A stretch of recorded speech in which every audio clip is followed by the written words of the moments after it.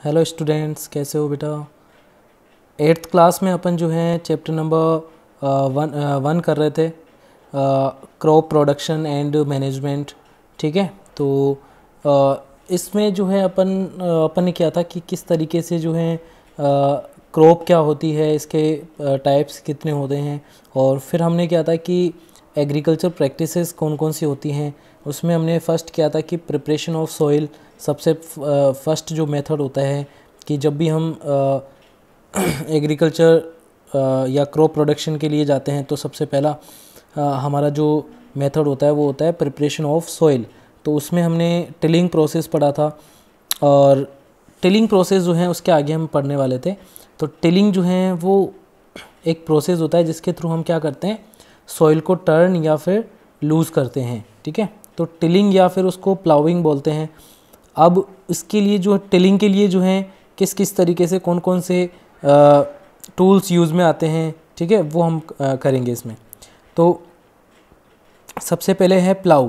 Plough जो होता है, this is being used since ancient times for tilling, मतलब बहुत पहले से यूज़ में आ रहा है ये। ठीक है, प्लाउ जो एक टूल होता है वो एंशियंट टाइम, बहुत पुराने टाइम से जो है यूज़ में आ रहा है। लोग इसको यूज़ लेते थे फॉर द टिलिंग प्रोसेस। ठीक है, मतलब लूज़ करने के लिए, मिट्टी को, सॉइल को लूज़ करने के लिए, टर्न करने के लिए जो है बहुत पहले से लोग इसका यूज़ करते आ रहे हैं, प्लाउ का। फिर है हो क्या होता है बेटा, यूज टू रिमूव वीड्स। जो अनवांटेड प्लांट्स, मैंने कल भी आपको बताया था कि जो क्रॉप होती है उसके साथ कुछ अनवांटेड प्लांट्स जो होते हैं वो ग्रो कर जाते हैं। अब उनको रिमूव करने के लिए हमारे पास एक टूल होता है हो। ठीक है, हो एक टूल होता है, उसका हम यूज़ करते हैं। ठीक है, फिर है कल्टीवेटर। कल्टीवेटर होता है nowadays ploughing is done by tractor driver cultivator. एक कल्टीवेटर आजकल जो है टेक्नोलॉजी आ गई है, तो कल्टीवेटर जो है यूज़ लेने लग गई है इस प्रोसेस के लिए।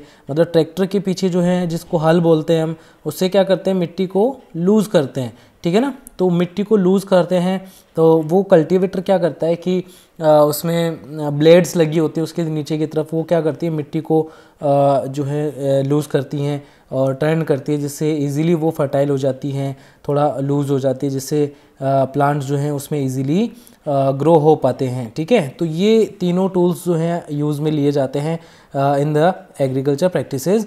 ठीक है, तो हम इसके बारे में ये आपको ध्यान रखना है, आप इसको नोट करें। ठीक है, फिर है देखो, फिर है बेटा एक इम्पोर्टेंट थिंग कि मतलब ये था लूजनिंग, मतलब प्रिपरेशन ऑफ सॉइल, जो एक प्रैक्टिस है, एग्रीकल्चर प्रैक्टिस है, वो अपने कंप्लीट कर ली। फिर है सोइंग। सोइंग क्या होता है बेटा, the process of putting seeds into soil.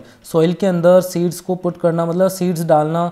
ठीक है, उसको किस तरीके से हम जो है एक फिक्स डिस्टेंस पे सीड्स को जो है कल्टीवेट करते हैं, सॉरी कल्टीवेट नहीं, अपन बोलते हैं कि उसको अपन किस तरीके से सो करते हैं। तो ये जो है प्रोसेस होता है पुटिंग सीड्स का, उसको अपन कहते हैं बेटा सोइंग। ठीक है, दो तरीके से किया जाता है। पहले ट्रेडिशनल टूल, पहले के लोग क्या करते थे, एक टूल आता था उससे जो है सोइंग करते थे, मतलब सीड्स को पुट करते थे। ठीक है, सीड्स को प्लेस करते थे सॉइल के अंदर। मतलब क्या होता था, एक फनल शेप में ऊपर की तरफ एक फनल लगी होती थी, उसमें सीड्स भरे होते थे, एक पाइप लगा होता था उससे, और जो बेल वगैरह होते थे वो आगे चलते रहते थे, जिससे वो पाइप होता था ना, उससे धीरे धीरे क्या होते थे, सीड्स उसमें गिरते रहते थे सॉइल में। ये जो है ट्रेडिशनली लोग इसका यूज़ करते थे, बट आजकल जो है सीड ड्रिल यूज़ में आने लग गई है। ठीक है, लोग जो है सीड ड्रिल का यूज़ करने लग गए हैं। सीड ड्रिल क्या होती है, वही एक कल्टीवेटर की तरह जो है होता है, उसके कल्टीवेटर के ऊपर जो है सीड ड्रिल, मतलब सीड्स भरने के लिए एक डिब्बे टाइप में ऊपर लगा दिया जाता है आयरन का, उसमें सीड्स भरे जाते हैं, और उससे जो है पाइप्स वगैरह के थ्रू के मतलब पाइप्स के थ्रू जो है सीड्स धीरे धीरे एक फिक्स डिस्टेंस पे जो है मिट्टी में प्लेस किए जाते हैं। ये सीड ड्रिल है और ट्रेडिशनल मेथड है, दो तरीके से सोइंग की जाती थी। अब है, देखो, सोइंग करने से पहले एक और चीज़ ध्यान रखनी है कि सीड्स जो हम लेके आते हैं, अब उनमें से हम कैसे पता लगाएंगे कि ये सही सीड्स हैं। तो उसको क्या करते हैं कि लाते ही हम जो है उनको पानी में गिरा देते हैं। तो पानी में गिराने से क्या होता है कि जो हल्के या फिर जो बेकार जो अंदर से खोखले होते हैं वो सीड्स क्या होते हैं ऊपर की तरफ आ जाते हैं, फ्लोट कर जाते हैं, ठीक है। तो हम जो है उनको अलग कर लेते हैं, छान के अलग कर लेते हैं, ठीक है। ये एक मेथड होता है, बेस्ट मेथड होता है सीड्स को अलग करने का, जो बेकार सीड्स होते हैं उनको अलग करने का। फिर है देखो मैन्योर एंड फर्टिलाइजर्स, और मैन्योर एंड फर्टिलाइजर्स में इनके डिफरेंस बहुत इंपॉर्टेंट होते हैं दोनों के। तो मैन्योर क्या होता है बेटा, मैन्योर जो है ये नेचुरल होता है, जबकि फर्टिलाइजर्स जो हैं केमिकली फैक्ट्रीज़ में बनाए जाते हैं। मैन्योर एंड फर्टिलाइजर क्यों यूज़ में लिए जाते हैं, to increase the fertility of soil, ठीक है, और to increase the production of crop, ठीक है। ये इन दोनों रीज़न के लिए फर्टिलाइजर्स और मैन्योर यूज़ में लिए जाते हैं। तो मैन्योर जो हैं वो ज़्यादा बेनिफिशियल होते हैं, बिकॉज ये क्या होते हैं, manure is an organic substance obtain from the decomposition of plant और एनिमल वेस्ट। प्लांट्स और एनिमल वेस्ट जो होता है उसके डीकम्पोजिशन से क्या बनता है, डीकम्पोजिशन से क्या बनता है, मैन्योर बनता है। मतलब जो वेस्ट होता है, एनिमल वेस्ट, जैसे काऊ डंग हो गया, तो इनको जो है जब अब इनको जो है डीकम्पोज किया जाता है तो उससे क्या बन जाती है, मैन्योर बन जाती है, ठीक है। इसमें डिफरेंट टाइप के न्यूट्रिएंट्स होते हैं। Fertilizers are chemicals which are used in particular nutrients. मतलब ये केमिकल सब्सटेंस होते हैं और इनमें केवल एक पर्टिकुलर जो है न्यूट्रिएंट्स ही इनमें होता है, जैसे नाइट्रोजन, फॉस्फोरस, ठीक है, पोटास। ये कुछ क्या होते हैं कुछ क्या होते हैं, न्यूट्रिएंट्स होते हैं प्लांट्स के। तो एक मैन्योर एक ही न्यूट्रिएंट दे पाता है, ठीक है। और फिर है manure is prepared in field and fertilizers are prepared in factories.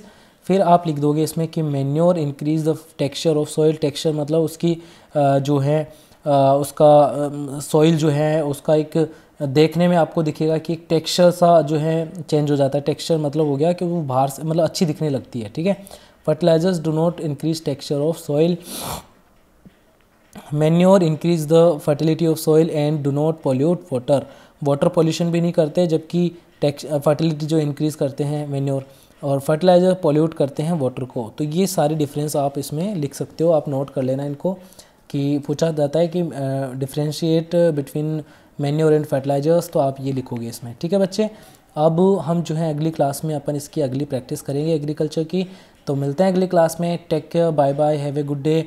इसको नोट करें आप लोग, अच्छे से लर्न करते रहें, ठीक है, और अच्छे से पढ़ाई करें आप लोग, ठीक है। मिलते हैं अगली क्लास में। Take care, bye bye.